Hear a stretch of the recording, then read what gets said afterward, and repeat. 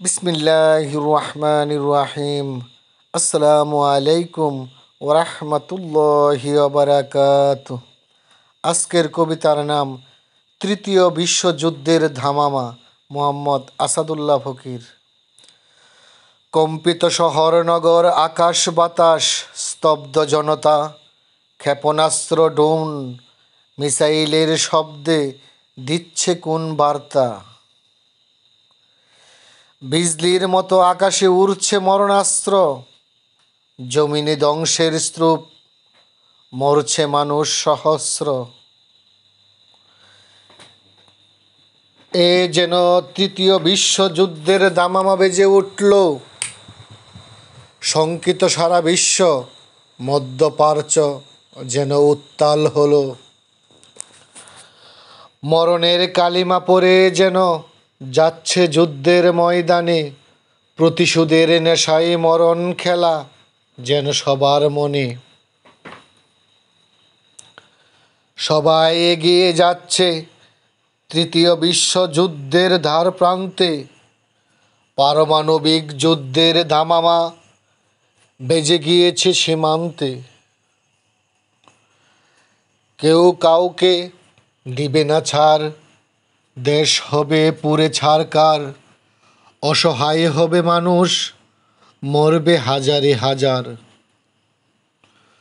পশু পাখি গাছপালা পড়ে হবে মরুভূমি, হাহাকার করবে মাটি, ফসল ফলাবে না জমি।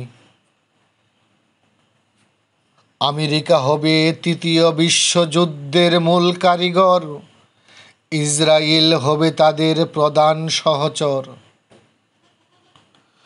উস্কানি দেবে পশ্চিমারা, যুদ্ধের জন্য করবে তাড়াহুড়া, কোটি কোটি শিশু করবে হত্যা, মুসলিম হবে দিশেহারা। ওরা মুসলিম দেশগুলোতে লাগিয়ে রেখেছে দাঙ্গা, জঙ্গিবাদের তকমা দিয়ে তাদের কাজ হলো দেশ ভাঙ্গা।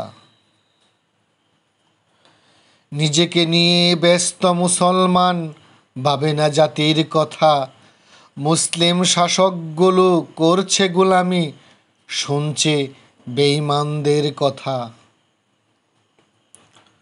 মধ্যপ্রাচ্য পড়ে ছাই, তাদের দেখার সুযোগ নাই, ব্যস্ত তারা দালালিতে, সবাই পশ্চিমাদের বাবা বানায়।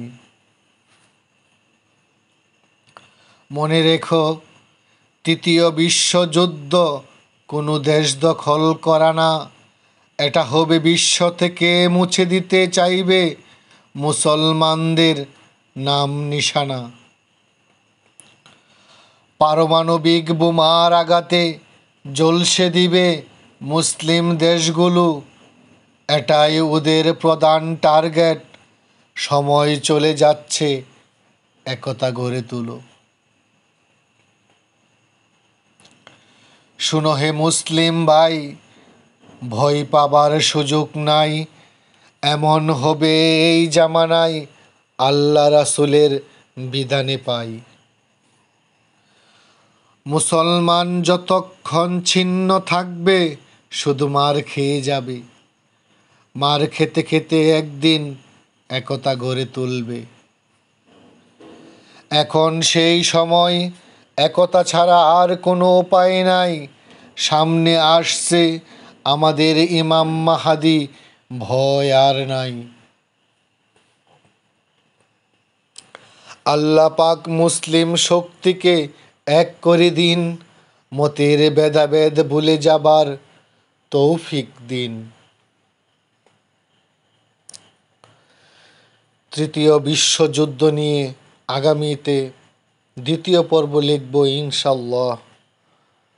আমরা যারা মুসলমান, তারা অপরের ক্ষতি হতে নিজের হাত পা জবানকে হেফাজত করি, কোনো মানুষকে অন্যায়ভাবে কষ্ট না দিই, এটা আল্লাহ ও রাসূল সাল্লাল্লাহু আলাইহি সাল্লামের নীতি। আল্লাহ পাক আমাদের সকলকে বুঝার তৌফিক দিন।